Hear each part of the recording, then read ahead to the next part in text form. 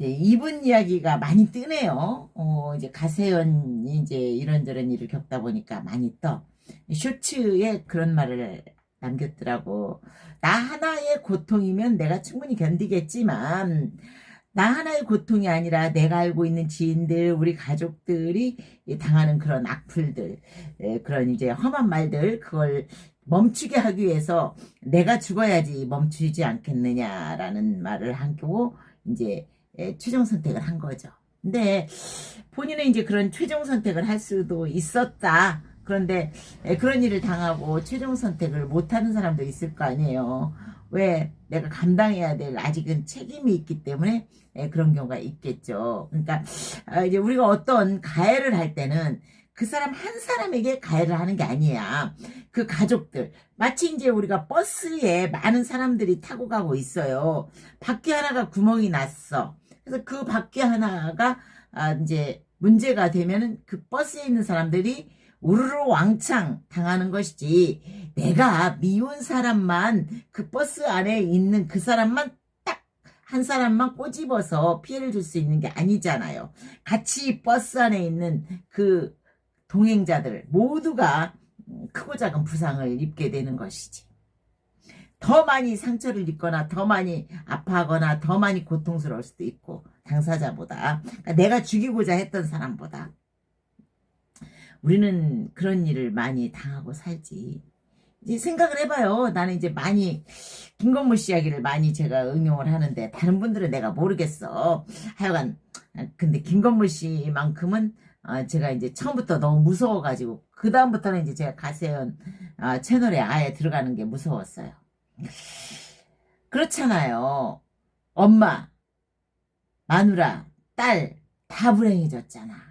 더 이상 뭐 거론하고 싶지 않겠지. 이제 이쯤에서 멈춰줘 라고 하고 싶겠지.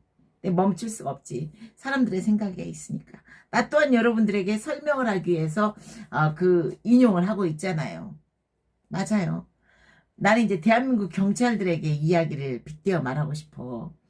경찰들이 이제 옛날에는 그랬어요. 뇌물 받고 사건을 조작을 많이 했거든. 근데 조작을 하면은 이제 우리는 억울하네라고 하고 이제 떠들거나 방송을 하거나, 너 지렁이가 꿈틀에 감히 권력을 가지고 있는 우리 경찰들에게 너는 지렁이에 뭐야, 그 빗댈 수밖에 없어. 한갓 지렁이에 지나지 않아. 근데 꿈틀거린다고? 그럼 내가 더 잔인하게 밟아줄게.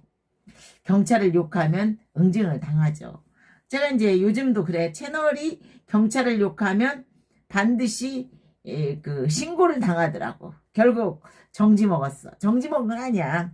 이제 수익 정지 먹은 거지. 이제 한 채널이. 괜찮아요. 뭐 수익도 별로 없었잖아. 내가 뭐 슈퍼챗 받는 것도 아니고 워낙에 성질이 그래 먹어서 누구한테 뭐 돈 받지도 못하니까.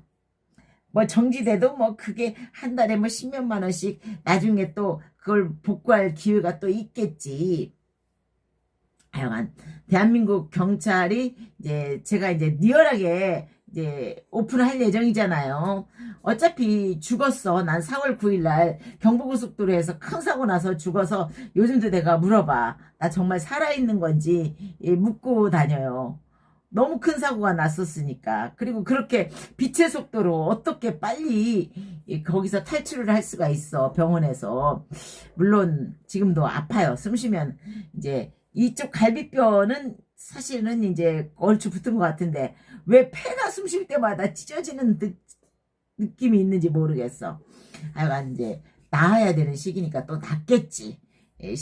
옛말에 있잖아요. 이 약, 저 약 다 먹어봐도 세월탕만 한 게 없더라. 이 몸도 그런 것 같아. 세월탕만 한 게 없는 것 같아.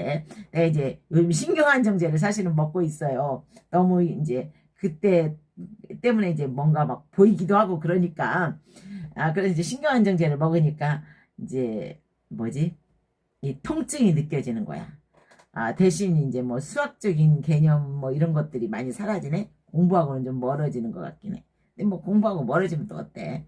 좀 하여튼 잊어버릴 건 잊어버려야 되는데 그게 쉽지 않아서 그렇지. 하여간 내가 이제 새벽에 이 김영호 씨의 이야기를 들으면서 그래도 그분은 그런 선택을 할 수 있어서 참 어쩌면 신념이나 자기 판단이 저렇게 있는 거구나라는 생각을 했어. 근데 몰랐겠지. 내가 누군가를 까발리고 막 이러면 그 사람만이 아니라 그 사람 가족까지 엄청난 고통을 당한다는 걸 몰랐겠지. 우리나라 경찰도 모르는 것이겠지. 제가 알고 있는 이제 어떤 분은 이제 군산에 내려가 있는데 결혼도 못했어. 너무 힘든 일을 겪다 보니까 어떤 선생님도 결혼도 못했어. 왜? 자기 자신만이 아니라 가족들에게 끼치는 그 아픔, 또 내가 만들 가족을 감당할 자신이 없어지는 거야. 있는 가족도 감당 못하는데 부모도 나 때문에 고통받고 있는데 내가 새로운 가족을 만들고 뭐 또 거기서 애를 낳고 이럴 용기 자체가 없는 거야. 그런 어떤 자신감 자체가 떨어지는 거지. 떨어지는 정도가 아니야. 그냥 절망하는 거야. 절망. 있는 가족. 내가 아는 어떤 분은 이혼했어. 왜? 남편이 이혼하자고 하더래. 그리고 이제 이분도 그래 너라도 피해보지 말라라고 하고 이제 105세 살고 시흥에서 이제 공인중개사 하는 분이에요. 공인중개사. 그분 말씀드리는 거예요. 딸내미하고 같이 사는데 참 하루하루가 지옥이겠지. 그게 당한 사람들의 그 삶이야. 당하고 나서 시흥경찰서가 해도 해도 너무했어. 그분하고 나한테는 진짜 해도 해도 너무했어. 여러분 아시잖아요. 풍림프라자 그 신협 있는 상가 2층에 180평 갖고 있던 아줌마. 그죠? 신협만 갖고도 따지자. 내가 그 많은 재산을 갖고 있었어. 하여간 그 재산 결국 경매로 날렸잖아. 관리소가 전기 탁탁탁탁 차단하는데 참 무혐의 주느라고 그 많은 응징을 참 웃긴다. 무혐의 주느라고 신경찰도 얼마나 많은 머리를 써댔을까. 참 힘이라는 게 그래. 무서운 일이지. 무서운 일. 그 당하는 과정에서 나만 고통스러웠을까? 우리 가족도 마찬가지지. 애들이 받았을 상처, 가족들이 받았을 상처 생각하면 뼈저리지.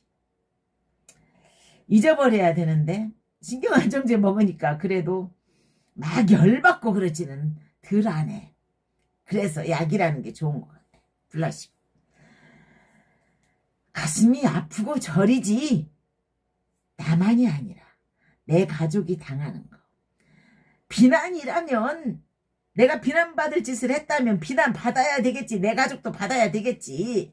나는 그런 짓 하지 않았어. 그런데 이렇게 됐어. 대한민국 경찰이 만든 내 사건들. 여러분들 내 방송 보면서 어때요? 그게 대한민국 경찰이야. 그 경찰에게 권력이 편중되고 있어.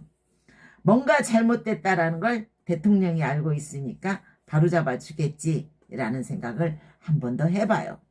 참 웃긴다. 가해자는 몰라.